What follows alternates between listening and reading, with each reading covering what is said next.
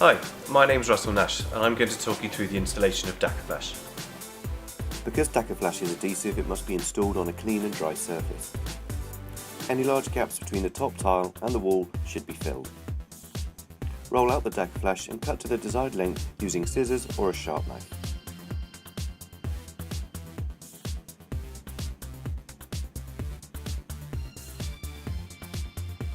Form the Dakaflash at roughly a 45-degree angle using a straight line or by hand.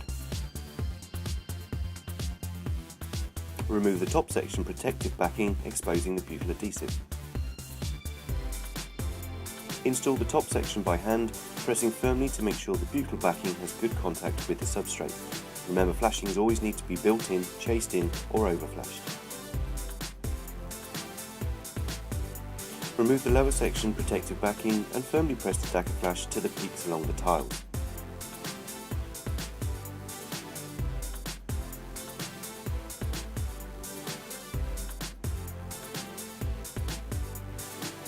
Using your thumbs, dress the Dakaflash at least 2 to 3 inches along the troughs of each tile.